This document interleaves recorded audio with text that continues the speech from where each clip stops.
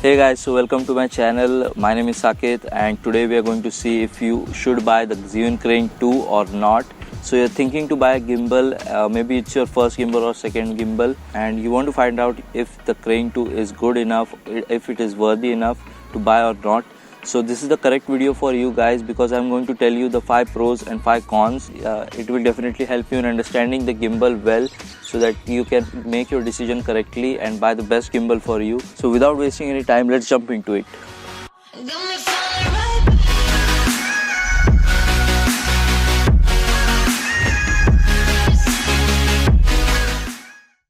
So the first pro of this gimbal is the ability to connect the camera directly to the gimbal, and you can do this by using the cable which comes in with the kit. So you can directly control the camera with the help of this gimbal only, and you can change all the settings like ISO, aperture, shutter speed, all through the gimbal itself. There are buttons and dials given over here, and you can easily change the settings of your camera with the help of this gimbal. And you can also hit the start and stop record button easily with the help of this gimbal. No need to touch every time and disbalance the gimbal and all that stuff. No need to do that. This is the first pro for me. Okay, so the second pro of this gimbal is the ability to take awesome hyperlapses, because you put the gimbal in the lock mode and just keep on walking. Just go on a walk. It's just a morning walk and you take the gimbal with you and you're just walking like that. In the end, you'll get an amazing hyperlapse because it's really easy with this gimbal.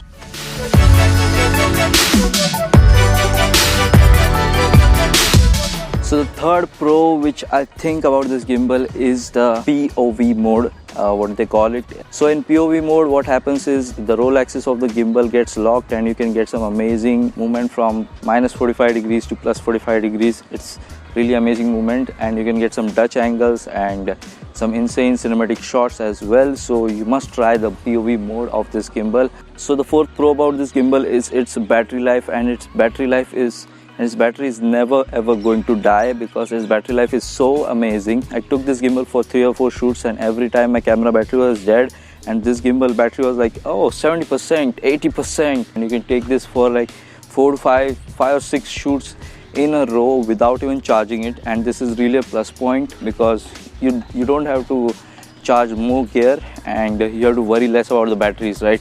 So the fifth pro of this gimbal is its size, and it's not a really huge gimbal, so you can carry this gimbal in your backpack directly. So because of this small size, you can actually travel with this very easily. It's not a headache for you to carry it with the case only and stuff like that. You can carry it in your bag very easily. So that's, I think, so the fifth pro for me. So now that we have seen the pros, now let's talk about the bad things, the cons of this gimbal. So the first con is coming out from the inverted mode.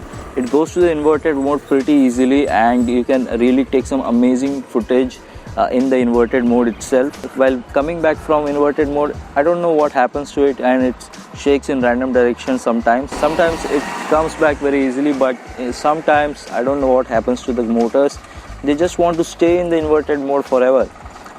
And then I have to switch off the gimbal or maybe apply my hands to take it out from the inverted mode. That I think so is a small con of it. While coming out from the inverted mode, it does not come back really easily. Sometimes you need to apply your hands and sometimes you need to switch off the gimbal also. So that I think so is the first con of it.